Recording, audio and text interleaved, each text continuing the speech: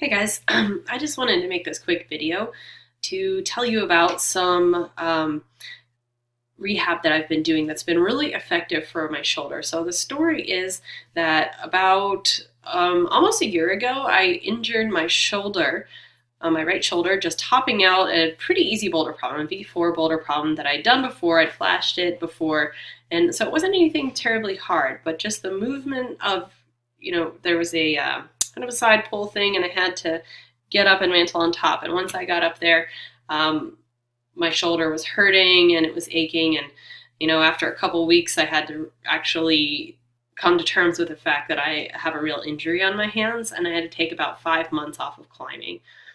And in that time, I did a lot of yoga and things to kind of balance out my shoulders, and because I knew very well I had shoulders that were rounded forward from years, literally years of sitting at my laptop kind of like this, and stress and all of that stuff.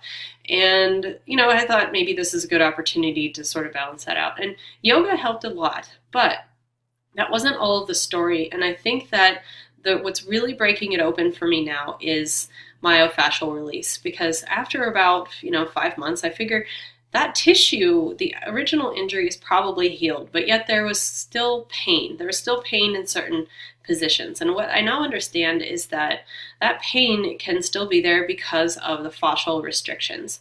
Now, if you're not familiar with what fascia is about, you may have heard of it described as the saran wrap that surrounds your muscles. And that's kind of true, but it's a little more than that. It's not just like a thin layer of saran wrap. It is a spiderweb network of little tubules that surround everything in your body. So it's what is in between all of your organs, that hold your organs in place, that is between all of your muscles, that allow movement but also stability at the same time.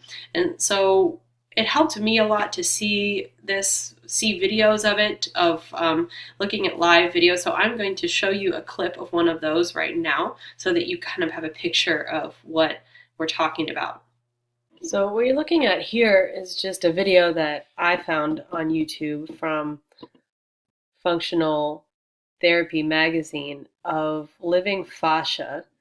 And this is just a 3D depiction of the fascia and how it looks when those little tubules are moving in relation to each other.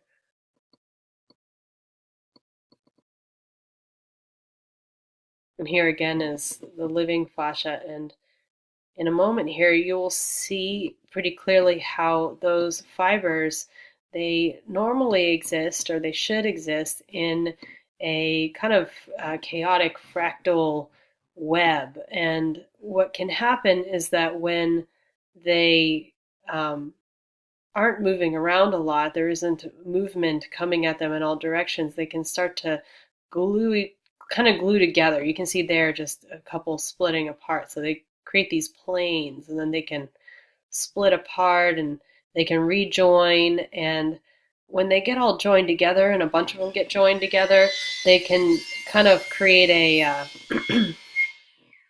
situation where you have restriction, and that's when you really need to introduce some kind of a manual therapy to sort of break all of that up. So here again in this 3D rendering, you can see some, sorry about the noise in the background, but you can see some tubules splitting apart. So I hope this helps to give you a little bit of a picture of what's going on in myofascial release. Okay, so now that you have a picture in your mind of what's happening, you can now you have a better idea of what's actually happening in myofascial release. So what you do is you introduce some pressure, and what that does is it stimulates that fascia to break up and split apart and then create more movement. And what is so cool about using these techniques that I have found is that I can tell the difference immediately. The pain goes away immediately. The mobility in my shoulder is restored right away. So there is that kind of, instead of doing a bunch of tedious exercises that are meant to strengthen muscles and help to relieve things, maybe that helps a lot, but you have to do it for quite a long time before you even know if it works or not. And I've been down that road a lot of times, and it, for me personally, never really worked. It never really helped me to get better. And I think that restoring the movement is really the key. So I'm going to show you a series of things that I do specifically for my shoulder, but the same techniques can certainly be applied to anything else, your knees, your elbows. I've been using it for my elbows too, and a number of other things. And you want to especially loosen up your hips because that's where everything else radiates from. Okay, so to do this technique, this is the tool you need, is a lacrosse ball. So this ball is pretty hard. It's some people will use a tennis ball. I find that way too soft personally to really get in there. And this is the tool that is recommended in this book that I have found extremely helpful. This is my Bible, recommended by a good friend of mine, Ben. It saved my life. Thank you so much. And I really recommend it to everybody that I talk to. It's a really great book. One thing is that it's not a light reading, so there's a little bit of a dearth of seeing diagrams of where all the muscles are, and they use a lot of technical terms, but nonetheless, it's a really awesome book, and I recommend that you get it. So back to this. So now what I do is I just hold that lacrosse ball between my shoulder and the wall, and I put a good amount of pressure on it. And in fact, you can't see it, but right now I'm standing on top of my yoga mat to keep my feet from skidding out that way, so I can get a lot of pressure on just this one point without actually applying too much force and strain on my body. And so pretty quickly I find a really sore spot. So that spot is very sore, and in the shoulder, because there's these thick bands that want to kind of flip around, it's hard sometimes to pin it down. But once I find a spot, I do my best to just stay there. And what you're looking for is pain. So if you listen to Tom Myers, who is an expert on fascia, he's like one of the leading experts in the world on it. If you go and watch some of his videos, I have some in my my playlists on my YouTube channel, and I definitely recommend him. He will say that pain really is sensation with the motor intent to move away. So this pain that I'm experiencing right now, or what we call pain, is really just sensation. And it's no wonder, because if you think about it, the fascia actually contains about 10 times as many nerve endings as the muscles. And in fact, it is being said that it is just as sensitive a sensory organ as the retina of your eyes. So we're really only touching the tip of the iceberg here of what we're beginning to understand about fascia and how it stores memories, how it is a sensory organ for us understanding our internal understanding of where our body is in space. And so as I'm doing this, I will often stick my fingers here, like right next to where the ball is, and I can feel a twitching, a pulsing. And what that is those fibers. So remember you saw on the video, it's those fibers kind of coming apart. It's that myofascial release, or melting. Some people call it melting. And I want to impress upon you that this takes a long time. It's to do a full release, sometimes I have to hold one spot for several minutes, maybe 2 or 3 minutes, just in one little spot, and then I move a quarter of an inch and I find another spot.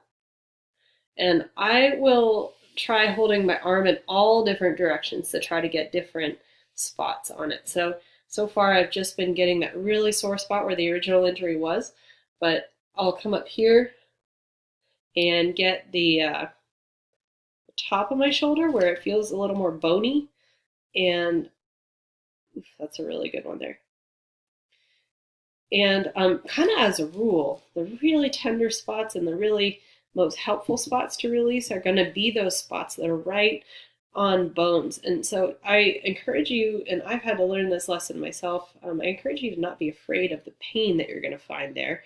So you might think, oh my gosh, am I damaging something because I'm right on this bony protrusion and it's really painful. And 99% of the time, the answer is no. So I'm pretty confident that anything I do in this shoulder region is actually what I'm getting is the attachments where tendons have been injured, and so they've frayed, and then those pieces of that tendon tissue will attach in other places, and that causes problems. So what we're trying to do is break all that up.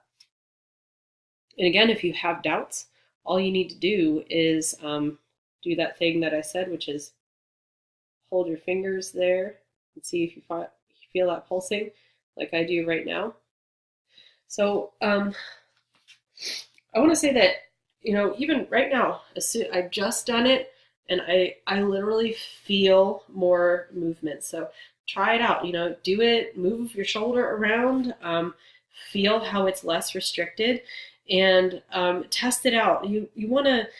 What I find is, like, I will do this whole part of my shoulder, and that really helps. But I can also feel that there's restriction all the way down my triceps, all the way down my lats, and for that, I use a PVC pipe wrapped in tape to get to that, but I'll make a separate video about releasing that particular spot. So as you can see, it takes a good while to do, and if you're diligent about this and you do it every day, I really feel that you will see improvements in any shoulder condition, especially if you've had a nagging injury that's been lasting for a while, maybe several. And what I mean by a while is more than 6 months, so maybe even years in a lot of cases.